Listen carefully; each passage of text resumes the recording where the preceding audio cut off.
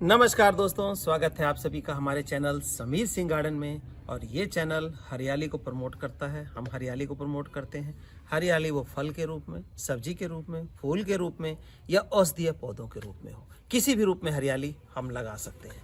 और खासकर मैं प्रमोट करता हूँ जो टेरेस गार्डनिंग यानी कि छत पे बागवानी और जो बालकनी बागवानी है। क्योंकि देखिए, ज़मीन की बात करें तो ज़मीन 10% लोगों के पास ही है, या जो मकान है वो भी इस तरह का है, लेकिन छोटा मकान होने की वजह से नीचे जगह कच्ची होती नहीं है। तो ऐसे में हमारी बचती है छत। छत का पहले इस्तेमाल बखूबी होता था कि अनाज सुखाने के लिए, मसाले मिर्च सुखाने के लिए, लेकिन अब जो है सभी चीज़ें पैकेट बंद आ रही हैं। तो ऐसे में हमारी छत जो है, चाहे वो 50 गज की है या 500 गज की है, तो वो आपकी खाली पड़ी है। उस पे आप अपने ज़रूरत की कम से कम 50-60% सब्जी उगा सकते हैं। वो भी गमलों में उगा सकते हैं, ग्रो बैग में उगा सकते हैं। तो मैं इसी चीज़ को प्रमोट करता हूँ। ऑर्गेनिक उगाइए, ऑर्गेनिक खाइए, स्वस्थ रहिए, मस्त रहिए, बीमारियों से दूर रहेंगे। थोड़ी मेहनत होगी तो नेचुरोपैथी भी मिलेगी, शरीर को एक्सरसाइज भी मिलेगी और कुछ फ्रूट भी मिलेगा। साथ ही साथ जो बेनिफिट है वो देखिए, जब ये लगाएंगे तो उसमें से कुछ मात्रा ऑक्सीजन की निकलेगी। सूरज की रोशनी को जो हीट है उसको भी कम करेगी, ऑक्सीजन भी मिलेगा एटमॉस्फेयर में। तो इतने सारे फ़ायदे वाला काम क्यों ना करें। हम 24 घंटे में से 1 घंटा भी अगर हम बागवानी के ऊपर दें तो हमारी प्रकृति कहाँ से कहाँ पहुँच जाएगी सुधर के। आने वाली जनरेशन जो है वो स्वस्थ मस्त रहेगी। तो आज इसी सीरीज़ में एक पौधा लेकर के आया हूँ मैं। वो पौधा है मेडिसिनल गुणों से भरा हुआ। तो कौन सा पौधा है पहले देखिए, आप पहचानिए। पहचान लेंगे तो कमेंट में ज़रूर लिखिएगा, नहीं तो मैं नाम बताऊंगा नाम। तो ये देखिए, और कमेंट में पहले ही डालना है आपको, क्योंकि मैं कुछ देर बाद मैं नाम बताने वाला हूँ। ये पौधा ध्यान से देखिए, पौधा क्या है। एक जंगली पौधा है, खेत के मेड़ के ऊपर, और ख़ास करके गर्मियों में जो जुलाई से लेकर के, मतलब कह ले जून जुलाई से लेकर के अब तक ये पौधा चला आ रहा है।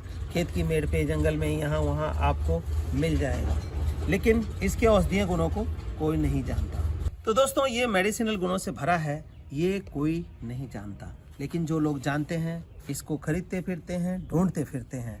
जो वैद्य हकीम होते हैं उनको पता होता है इसके बारे में, वो लोग इसको बखूबी इस्तेमाल करते हैं और कई रूपों में इस्तेमाल होता है। तो मैं आज आपको लगाने से लेकर के इसके इस्तेमाल की सारी जानकारी दूंगा, लेकिन इसके साथ जो कुछ पुरानी बातें जुड़ी हुई हैं वो सुन लें। सबसे पहले देखिए, जब हम लोग पढ़ते थे, आज से 30-40 साल पहले की बात करें, तो उस टाइम में क्या होता था, स्लेट और स्लेटी होती थी जिसके ऊपर बट्टी से लिखते थे हम लोग।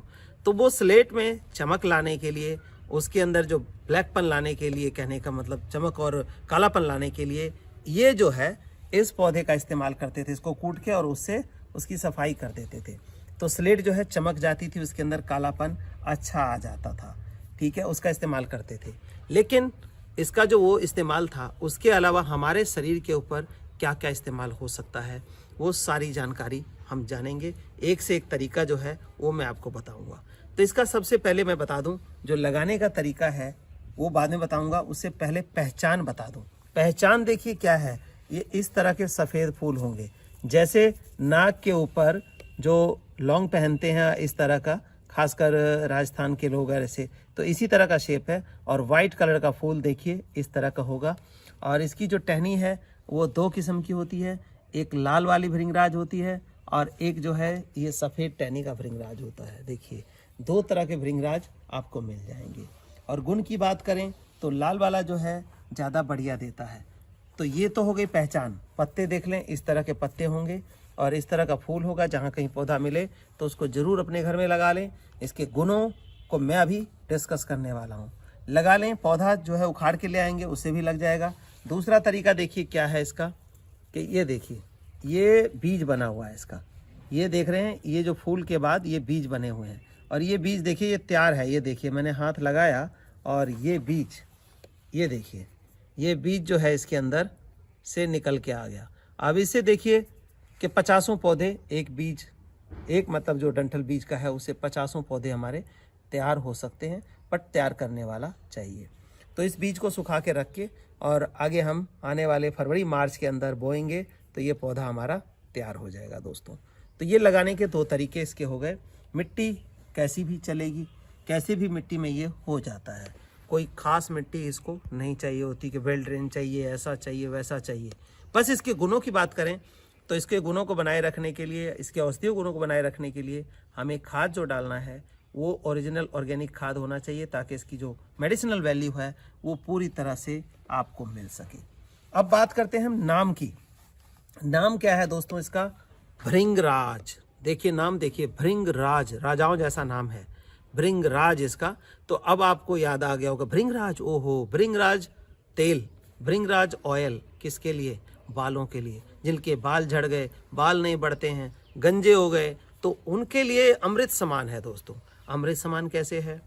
ये ऐसा है कि बाल झड़ने से रोक देगा, बाल बढ़ने का काम करेगा, बढ़ाने का काम करेगा। साथ ही साथ गंजापन आ रहा है, बाल नहीं उग रहे हैं, तो स्काल्प के ऊपर इसको लगाना है और आपको जो है बाल आने शुरू हो जाएंगे। बाल झड़ रहे हैं, झड़ना रुक जाएगा। ग्रोथ नहीं हो रही है, ग्रोथ होनी शुरू हो जाएगी, सिर्फ एक इसी मेडिसिन से।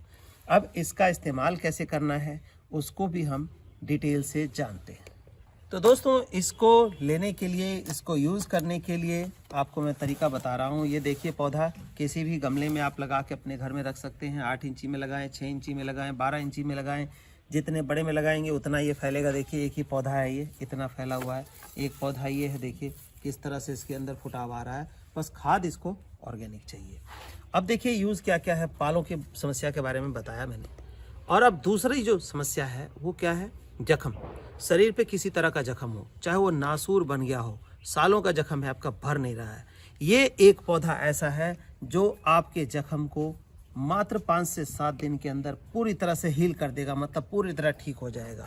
उसका इस्तेमाल कैसे करना है ये देखिए। इस्तेमाल करने का तरीका आपने क्या करना है, इसका कोई ऐसा नहीं है कि डंठल, पत्ता या ये सभी चीज़ें काम की है। अब हम यहाँ से तोड़ लेते हैं इसको, ये तोड़ लिया। अब यहाँ से बढ़ोतरी हो जाएगी इसकी, ये हम तोड़ लेते हैं इसको। अगर घर में है तो इस तरह से आप इसके जो मेन स्टेम है इसको तोड़ लेंगे, ताकि यहाँ की बढ़ोतरी होनी शुरू हो जाएगी और हमारा काम भी चलता रहेगा। जैसे पुदीना तोड़ते हैं इसी तरह से हम इसको तोड़ करके, ये देखिए इसमें फूल भी आ गया, फल भी आ गया, पत्ता भी आ गया, डंठल भी आ गई, ये सारी चीज़ें आ गई। अब इसको क्या करना है इस्तेमाल के लिए?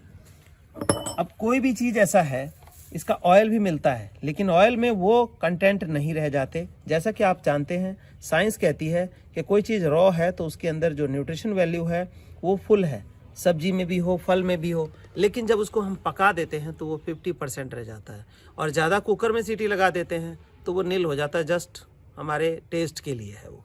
तो ये देखिए रॉ में ज़्यादा यूज़ करने में बेनिफिट कैसे है। ये हमने ये छोटा सा माम दस्ता लिया और इसके अंदर ये पत्ते डाल दिए। इसको हम कूट लेंगे। कूट के कैसे रस निकालना है ये भी मैं दिखाता हूँ। इसके बाद इसका इस्तेमाल कैसे करना है। तो दोस्तों ये कूटने के बाद कुछ इस तरह का हमारा जो है रूप आ गया। इसको यूज़ करने से पहले एक चीज़ बता दूँ कि इसका जो दाग होता है वो बहुत ही गहरा होता है, उतरेगा नहीं। तो इसलिए आपने जब भी इस्तेमाल करना है कोई ऐसा कपड़ा ना पहने जो ख़राब हो। आपका कपड़ा पुराना पहने या बिस्तर से उससे दूर रखें, नहीं तो इसका दाग भी बहुत तगड़ा होता है, बहुत स्ट्रॉन्ग दाग होता है। तो ये सेफ्टी आपको अपनानी होगी। अब इसको आपको खाना नहीं है, पीना नहीं है। इसको क्या है देखिए, इसका जो कूटने के बाद रस निचड़ेगा, मैं दिखाता हूँ आपको। किसी छन्नी में या ऐसे रस निचोड़ सकते हैं। ये देखिए कूटने के बाद इसका कैसा रस निकलता है, ये देखिए।